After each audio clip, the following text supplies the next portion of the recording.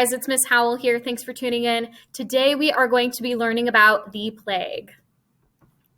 So when we are talking about the plague, there are a couple of different names for this plague that we can kind of use interchangeably.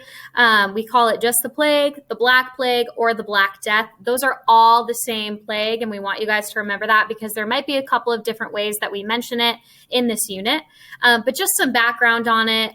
Basically, this plague was a disease, a bacterium, that started in South Africa and ended up spreading throughout all of Europe, and it actually killed 1/3 of Europeans. That is a very, very large chunk of people that this plague took out.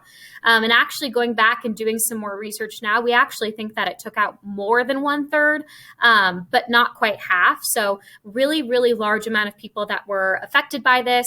And just within a little bit over 5 years, this plague, this disease, again, took out 1/3 of the population in Europe. So this was really, really sizable damage that occurred because of this disease, because of this bacterium that was spreading.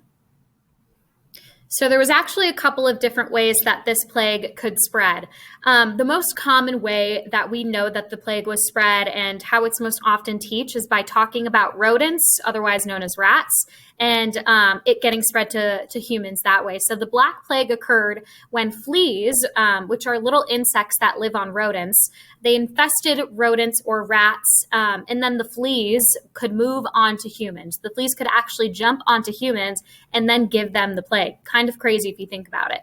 But that was not the only way that you could catch the plague. You could also catch the plague through touching another human. Just by simply brushing your hand up against their clothing could make you get the plague. You could also get the plague through airborne contact. So if you're coughing, sneezing, it travels through the air, and that's another way that you can get it as well. There were unfortunately some really nasty symptoms that came along with the plague as well that you guys are going to learn about in the video. But we did want to talk about how it was spread because we want you guys to be thinking about some similarities that you can find between this plague and the COVID-19 pandemic that we are living in right now.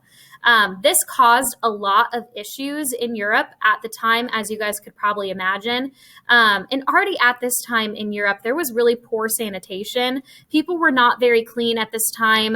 People were not really cleaning up the streets. There was a huge infestation of rats running around, which is why so many people caught the plague in the first place. And also with trading, there were large trade routes in Asia known as the Silk Roads, which you guys will be talking about. You may have already learned about in a previous lesson. The Silk Roads were a really large trade route during this time that went through Asia and parts of Europe.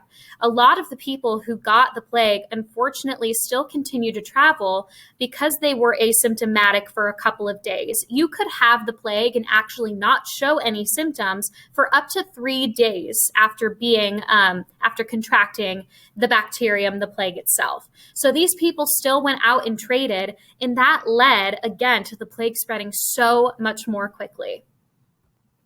There were a lot of lasting effects, unfortunately, to this plague happening that you guys can probably imagine are very devastating. But taking out 1/3 of Europe's population led to a lot of disastrous and unfortunate circumstances in Europe, especially in the city of Florence. It took out 90% of their population.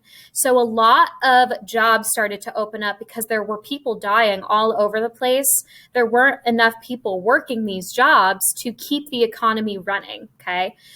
Lords were also short workers. The trade was declining because people were afraid to go out on these trade routes because they knew that the plague was still going on.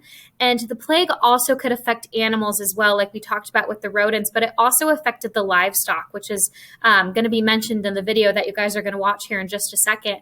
But since there was, this effect that it had on the animals, there was also a food shortage because it could affect the animals. Nobody wanted to eat animals that had contracted the plague, and it led to them dying as well, too. So it wasn't just the plague itself that was affecting people, but it was also starvation and, unfortunately, the economy beginning to collapse as well as trade.